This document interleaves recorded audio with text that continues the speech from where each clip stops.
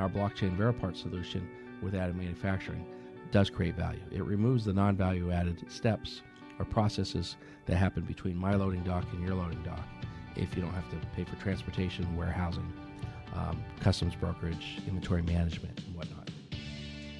Good morning, good afternoon, and good evening, whenever you may be listening. This is Latitude, the 43 North podcast. I'm your host, as usual. They still have me hired here at 43 North. Nate Benson, Digital Media Manager, and I'm joined this week by Jim Regenor. He is I'll let him explain exactly what he does. Jim, how are you today? Great. Thanks for having me down here, Nate. So I work at Moog. Been there about 4 years, and the piece that I do to help contribute to Moog's growth is Transformative Technologies, specifically looking at technology convergences between, this time, additive manufacturing or 3D printing and blockchain and some artificial intelligence pieces that we're working into that. Looking a little bit at your past, noticed 30-plus year veteran of the United States Air Force, correct? Yes, I was. In fact, I entered the Air Force, it's kind of funny, here in Buffalo at the MEP station when it used to be on Delaware on the 19th of January, 1982. And so when I retired, I kind of closed the circle by coming back to Buffalo. I'm from Erie, Pennsylvania, but so metaphysically I was able to close that circle and start my next circle from here again. I was going to ask my next one. So you must be a Buffalo guy, but so from Erie, Buffalo by way of Erie. That's correct. Your time in the military, looking in your background just a little bit, spent the latter years dealing a lot with missile defense and things of the sort, correct? Yes, I did. I was a pilot, but a pilot is really kind of a universal trade for officers. They'll put pilots in all kinds of different positions. So I did a lot of time flying, but 127 plus countries, seeing a good part of the world, most of the world that most people here wouldn't want to see, not the vacation hotspots. From there, I did some time on the Joint Staff. Did some time on the air staff in a think tank area called Checkmate. Did 3 years on the National Security Council staff at the White House as the Deputy Executive Secretary for both President Bush and President Obama, and then finished my career out in Rota, Spain, running a group that consisted of 15 locations in 11 countries across 3 continents, about 2,000 people working for me, but really supporting the mission in Iraq and Afghanistan. We had 5 locations in Iraq and 5 in Afghanistan, and we'd move about 570,000 tons of cargo a year, over 1 million to passengers, and about 45,000 aircraft sorties in and out. So I ran that, and then finished up doing missile defense. I was the J5, so plans, policies, and strategy for the Joint Forces Component Command for Integrated Missile Defense. So basically putting up the procedures, policies, and strategies that are in place now to prevent North Korea or any other belligerents from striking the U.S. with a nuclear weapon. Whew. That's quite a bit of... I just tweet for a living, so that's my... Well, it's kind of an eclectic career, but it's really given me a good perspective of a lot of different areas. And, I went to the Air Force Academy, was not an engineer, although everyone there takes a very, very in-depth engineering core. In most schools, I think I probably would have graduated with an engineering sciences degree, but threw on top of that, I got a minor in Mandarin Chinese, and my degree, which meant really 6 classes that I could pick, was in geography, which actually worked well for being, traveling all over the world and whatnot, cultural geography, so understanding people, processes, and that sort of thing. So it was kind of interesting. So now at Moog, you're working on kind of the blockchain initiative, and really you guys are focusing, and your background in the military is obviously evident of this, logistics and supply chain, correct? Yeah, so we're looking at the logistics and supply chain and kind of, what these new technologies, what are the second and third order effects, how do they shape a future with additive manufacturing, and then, what does blockchain then contribute? A lot of people I've talked to in business and in the startup culture here in Buffalo, say Buffalo really missed out on the .coms in the 90s, and we missed out on those opportunities of Buffalo becoming a hotbed for a particular industry. Blockchain seems to be that next kind of big industry. It's going to be a disruptor and a shapeshifter. How are you guys at Moog kind of focusing on, Moog and Buffalo kind of being a capital, so to speak, of spearheading this technology? Yeah, I would say, I wouldn't focus. So if I was the king for a day in Buffalo, I wouldn't focus on blockchain technology because for me, Blockchain is just going to be an abstraction layer. Everything's going to be built on top of the blockchain. So that provides this ubiquitous bus of infrastructure that the API into other people's back-end type of software packages. The thing I would focus on is what changes, what business changes, what impacts could I leverage blockchain technology and grow?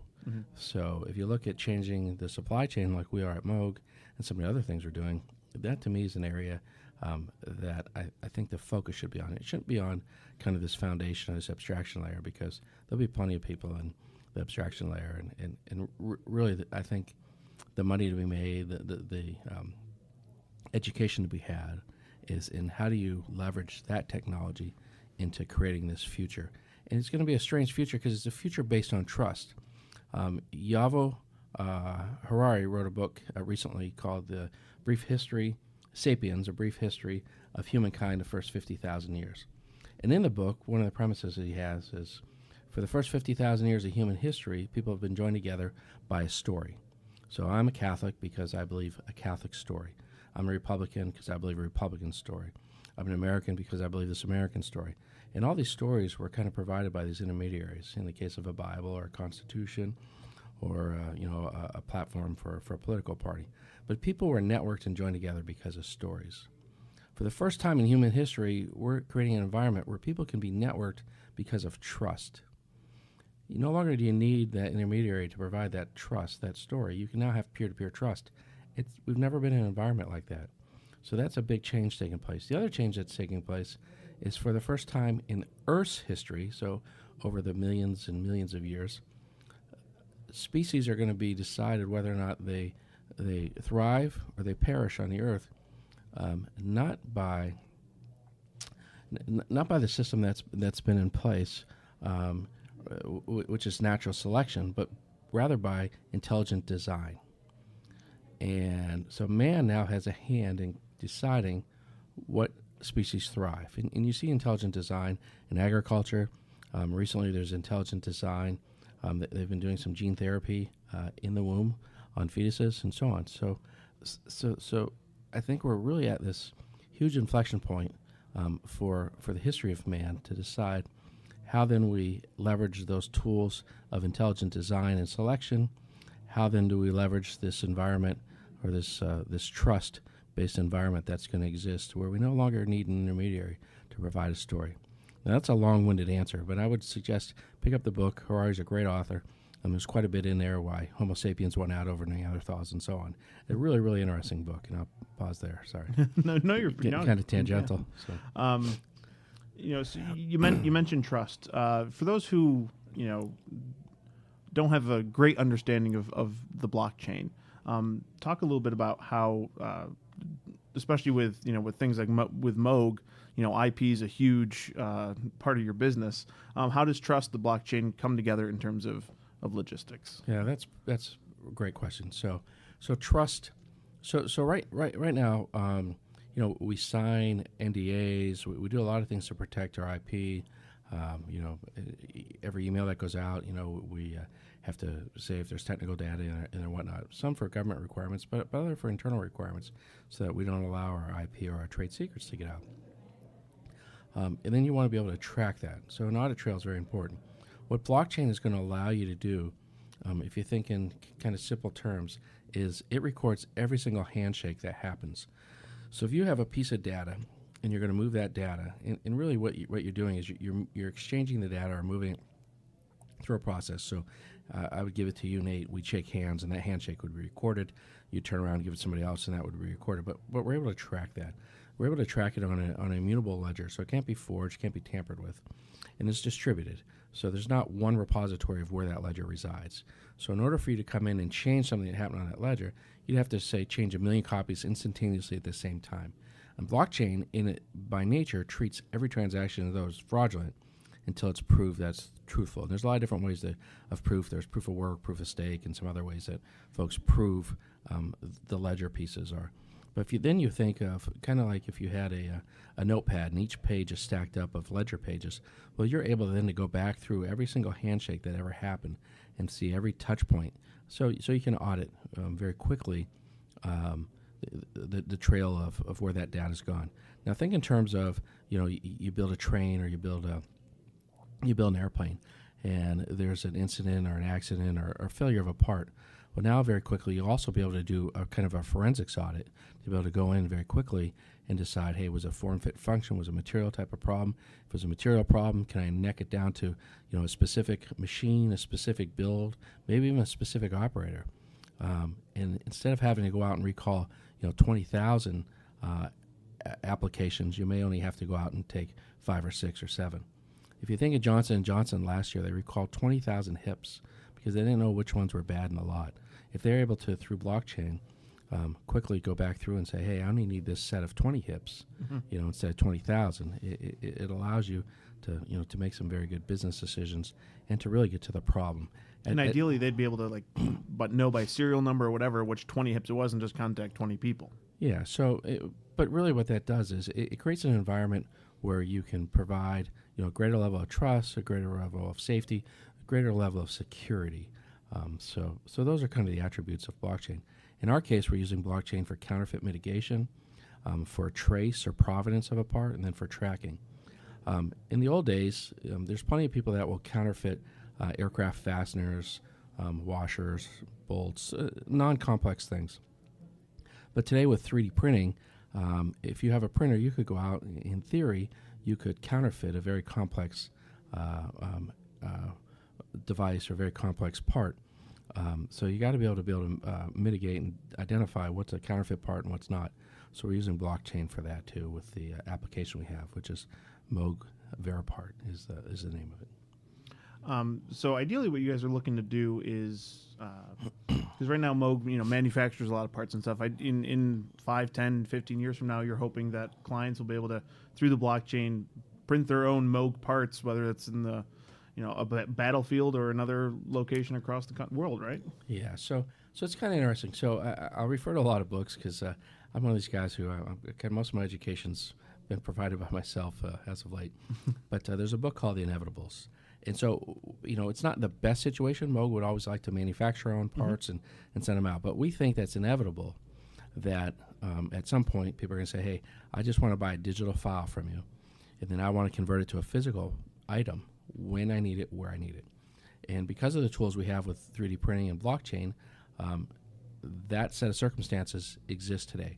So it's inevitable. And very quickly, the book, The Inevitables, talks about the record industry. And it says when we digitize records, remember, I owned one of the first CD players in 1986 made by Sony. It was like $700. It's probably could pay $90 to get it today. You couldn't really even buy CDs. But they wanted to increase the quality of music for the listener. So they digitized it, put it on CDs instead of the old vinyl. When they did that, a chain reaction happened of inevitables. And they didn't really realize what that meant. But now that songs were digitized, they could easily be moved. So on vinyl, they couldn't be moved. But now they can be moved because they can be copied. Applications like Napster existed. No longer did you have to buy a whole album. You could segment an album by song. So a lot of these inevitables happen. And then it worked its way down to now you're buying and selling single. So people aren't buying whole albums. People don't create album art anymore. There's a lot of things that happen as a result of this. To the point now where you have Spotify or iTunes Music or whatever, where people don't even have to buy music. Through a subscription service, they can listen, right? So what's kind of keen about the inevitables is you can't put the genie back in the bottle. Yeah. So I think 20 Chainsmokers, I think last year, tried to release their album just in vinyl. But even today, if you release something just in vinyl, somebody will make a digital recording of it, and it'll still proliferate, right? So I may or may not own one of those type of record players. I'm just saying it could happen. So that's inevitable. So what we think is going to be inevitable is because of 3D printing and because of some of the advances in technologies that our customers are going to want to say, hey, I don't want to maintain large inventories. I don't want to pay for transportation anymore. I don't want to be able to ship something very quickly and use it and consume it where I need it. So 3D printing affords that opportunity, not for everything, but for some fraction of the consumables of the parts that are made. If you look at an Airbus 350, it's got like 2 million plus parts on it. Some percentage of those will be able to be manufactured additively. Some percentage of those, airlines keep forward stocking, as do the manufacturers. They have locations all over the world to very quickly get spare parts out to their customers.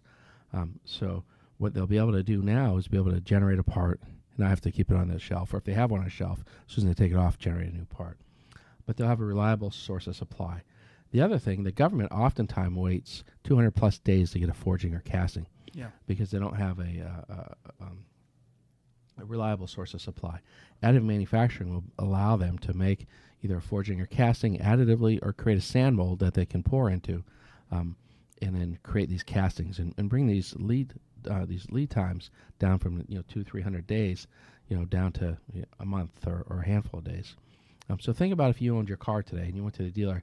He said, hey, great, we're going to fix your car for you, but the part I need, I got to wait for a casting. I got to get in line at the casting house. I have to have that made. It's going to be about 300 days. Are you okay with that? No, not at all. No.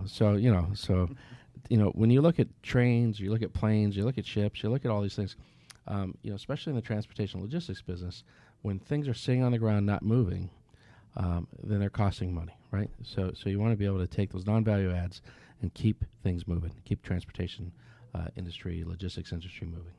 One of the things I read in some literature, I think Moog has a blog kind of about this whole initiative.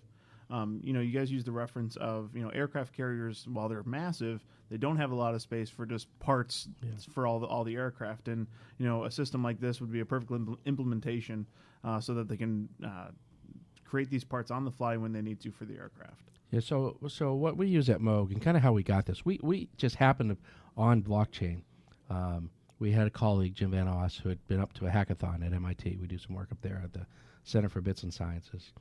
And what I had done prior to this was created this scenario. And the scenario simply was, you're on an aircraft carrier in the Indian Ocean, you're in a sea state level 3, so you're pitching and rolling and doing the dance. You got a F-18 on board that's got to fly a critical mission, and it needs a part. Also on board, you have a 3D printer. So you stand there and you go, okay, the problem statement is, how do I get a part, ship it digitally, so electrons, a build file, digitally out to the carrier. They're able to then print the part, take it off, verify that, yes, it's a Moog authentic part, and 2, that it's followed all the requirements in the build so that they can sign off the part and then put it on the aircraft, and the pilot can go fly the mission. So what we did was we placed ourselves on the carrier deck, and we looked backwards, and we said, hey, were there gaps? What do we have to create? And what we quickly realized, when you distill down all these kind of gaps and everything, was it was really trust. It was, how do you then impart trust into this process that allows that artisan to pull it off the printer, allows that maintenance officer to sign it off and put it on the aircraft, and allows the pilot to feel comfortable that he can go fly the mission. So blockchain provided that element of trust. I mentioned before, I flew airplanes in the Air Force. What we do inside the fence, so on the flight line, is all based on trust. You walk out to an airplane, in the Air Force, there's what's called Air Force Form 781. You pull those forms out, you check that there's a valid signature on it, and that it's dated. And then you don't walk around and start opening panels and look. You trust that everything that was supposed to be done was done because that signature is present there. So everything's done by trust. So how do you then create an environment of trust? And then what if you had a printer on board? The part was required to be titanium, and all you had was stainless steel powder. Could you create an environment of just good enough?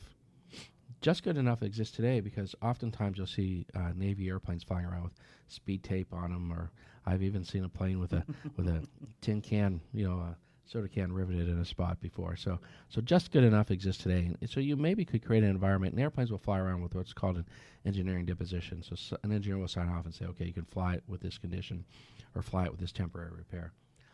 So maybe you could print a part out of stainless and then certify it for 50 hours instead of the 2,000 hours that titanium was. But that would then allow you to fly that mission and then provide time for the other part to be transported out there through their normal logistics channels. But those types of environments, I think you then create opportunities.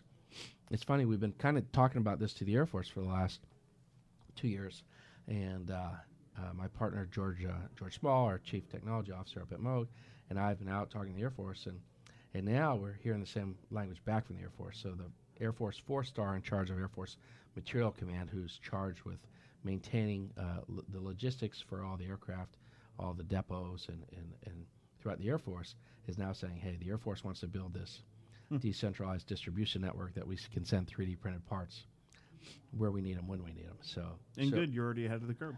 Yeah. So when your customer starts singing your song, you don't say, hey, that's my song. You say, hey, we're here to accompany you. That, Right? I'm glad you mentioned, because that was my next question. At least the public perception of government sometimes is they can be slow to adapt to things, and catching up. So technology can be cumbersome. So that was my next question. Like, how receptive has DoD been with something like this? Because I know that's your primary consumer, but I'll get to this next point in a minute. You're also looking for non kind of So we're doing proofs of concept options. currently right now in the commercial world. So if you think of civilian airlines and that sort of and aircraft builders, and then on the government side too.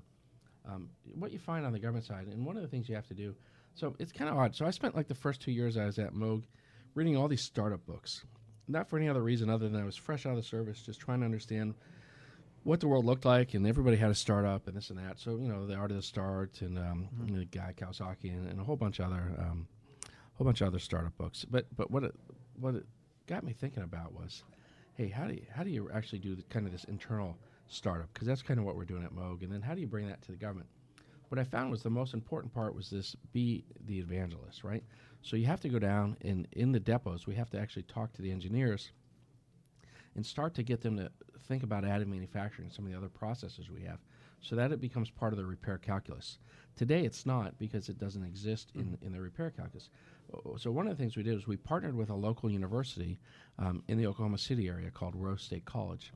And we now teach a class down there. We teach kind of a 100, 200, 300 level class on additive manufacturing. We just started a few months back, so it's taken us a while to get it going. But now we have 30, 40 engineers coming through every couple of weeks.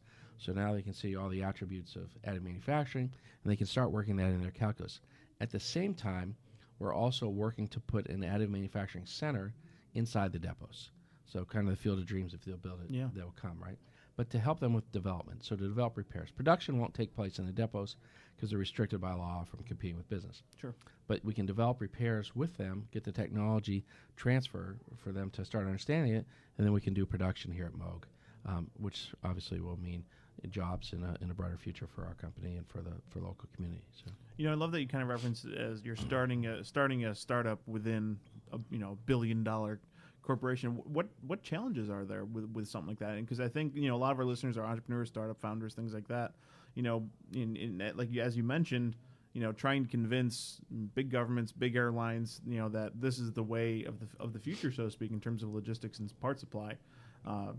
Being an evangelist, how difficult of a journey has it been to convince people of a new technology?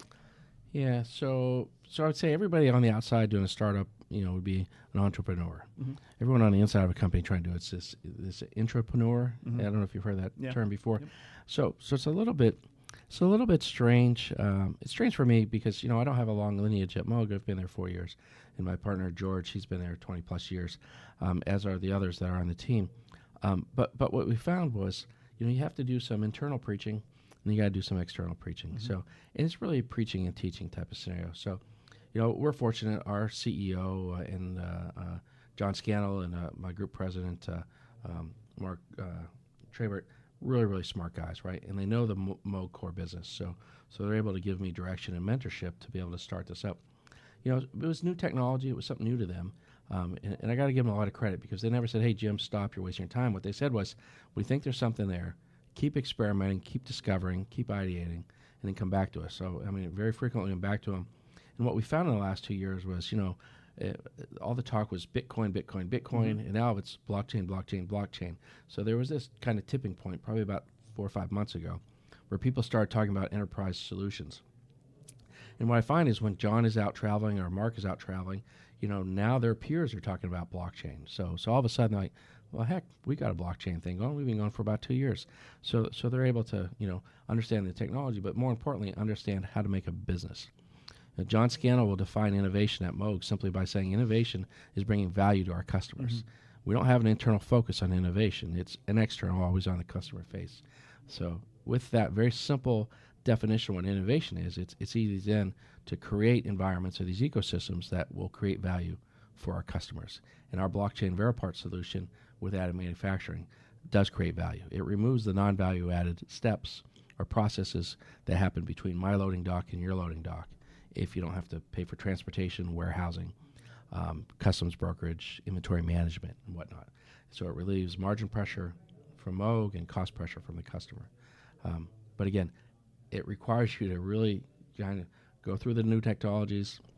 And I don't know what to do with my hands. I feel like Ricky Bobby. I'm sorry. I'm No, sorry. you're What do I do with my hands? Nobody will see this. What do I do with my hands? They'll just hear us. Oprah Winfrey. No. So, but when you have a supportive management or leadership team, it makes it a little bit easier. And again, it's kind of they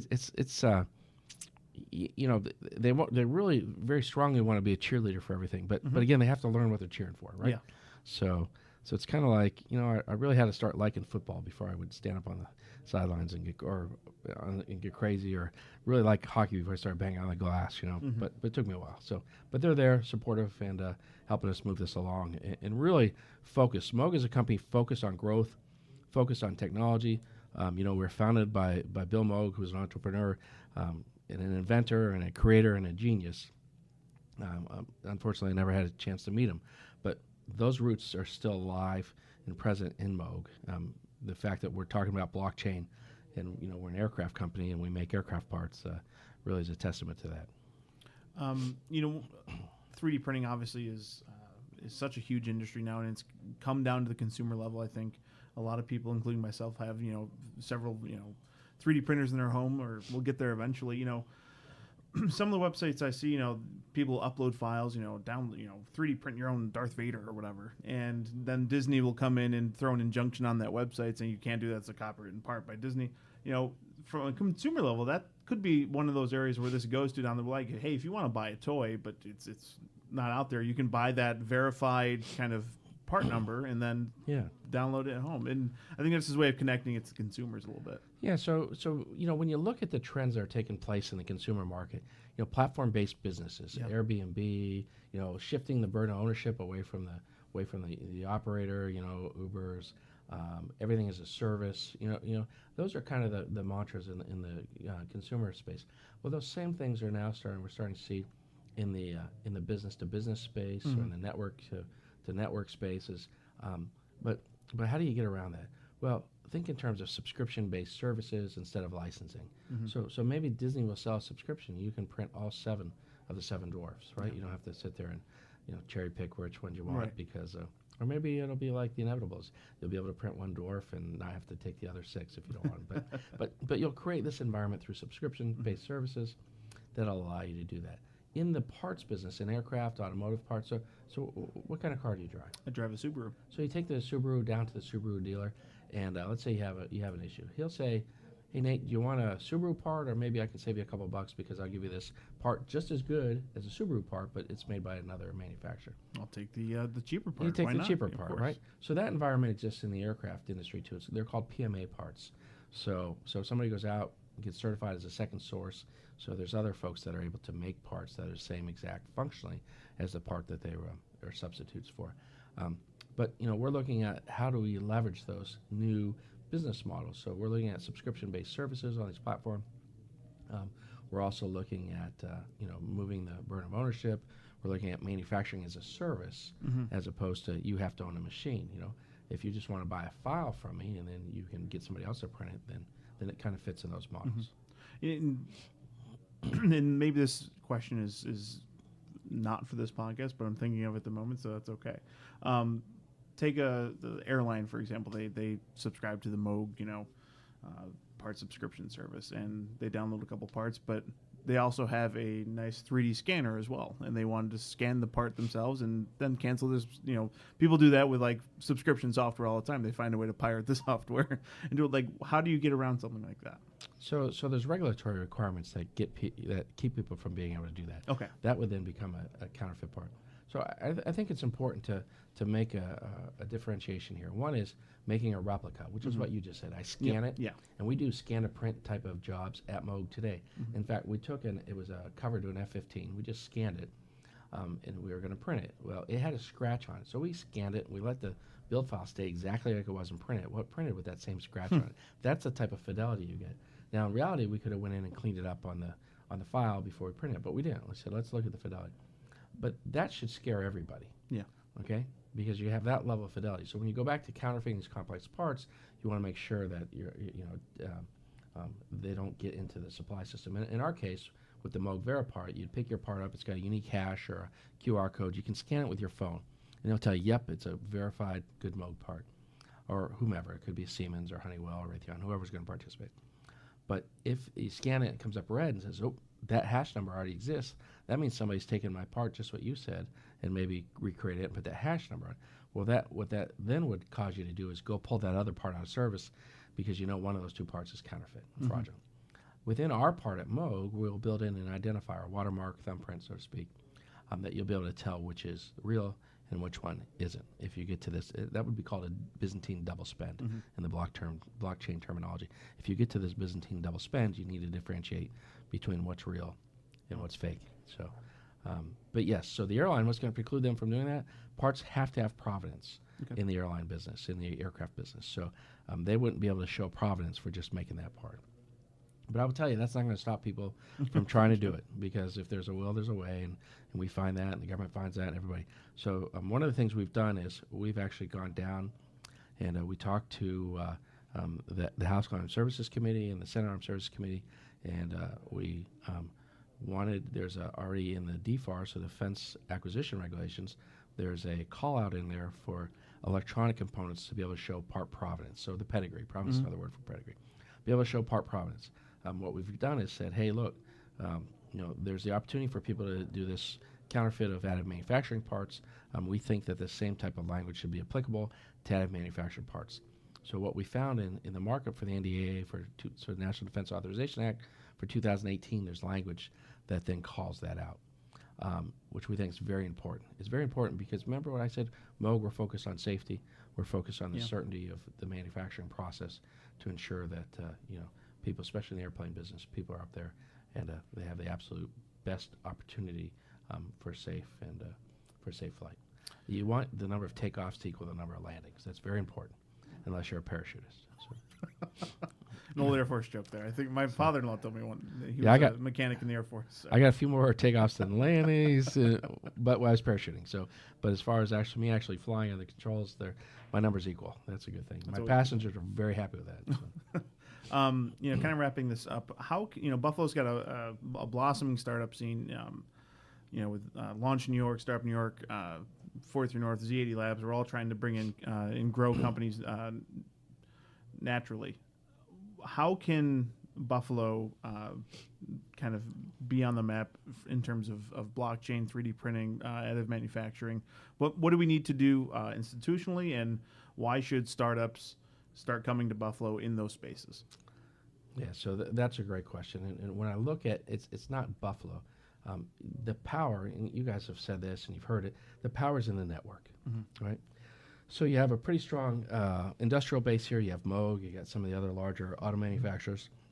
You also got FedEx networks or trade networks, which is down in the Tonawanda area. So you got some logistics businesses. You got a lot going on here. You also have support from the government. The government's put quite a bit of money upstate here, and so you have kind of this wellspring for opportunity here. What you need is you need a network. And when I look at Buffalo, I look at Buffalo's proximity to Toronto, to Waterloo, to Cornell, to some of these other areas, and I look at who's really investing heavy in the blockchain. And I will tell you, it's the folks across the lake are really investing heavy in the blockchain.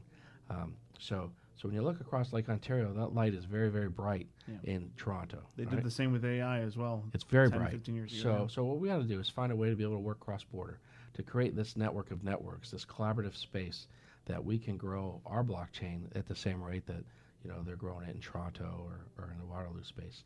But this area here, I think, is really an up-and-coming area. When you look at where are the areas that folks want to live, what does the workforce look like in the future? People want to live where they can recreate, right? I got a 23-year-old son. He wants to live where he can do the things he enjoys. He lives out in Colorado because he hunts and fishes. So what can you do here? There's quite a bit of recreation in this area. There's boating in the summer. We're fortunate that we have skiing to the south in the wintertime. So there's quite a bit to do. So if you're a community and you want to draw in startups, you draw in startups by really creating that area where people want to recreate. That's where you spend your money. That'll bring people, quite frankly. If you look at the Denver area, or you look at Austin, you look at Columbus, Ohio, or Pittsburgh, these areas that are the up and coming for the startup areas, it's because they've really focused on how are people going to recreate. People talk about smart city and some of these other investments. So Google's doing a smart city investment up Toronto. And those will be helpful, but I really think a focus on creating an environment where people want to live and raise a family. That's how you attract business. That's how you attract startups. And then having companies like Moog and the others in this area that one can integrate. The areas we're looking for at Moog, quite frankly, our growth vectors are in autonomous operations, robotics, some of the blockchain, additive manufacturing convergences I talked about, and artificial intelligence. So pretty much what everybody else is looking at. But those are the mega trends. That's where we're going to be looking. There's quite a bit of opportunity in that space for startups and for what folks are doing up here at 43 North. So, well, if people want to keep up to date with blockchain events and updates from Moog, how can they do so? So we have a blog. If you go to the Moog.com, you can pull up our blockchain blog. If you go to veripart.com, VERIPART, you can pull up a blog there. George does most of the blog writing. He's very detail-oriented. He's an engineer. I do most of, well, I won't say most, but a lot of the public speaking, because I take kind of a macro 30,000 view because I'm used to seeing the world from that height. But George is quite possibly he is. I shouldn't say quite possibly. He is much smarter. When George and I sit down, I always feel like I just have the IQ. So, but doing my best to keep up. So. Well, Jim, thank you very much for coming on the podcast. Thank you for your service, and we'll catch up with you guys somewhere down the road. Appreciate it, Nate. Thank you. We'll talk to you soon.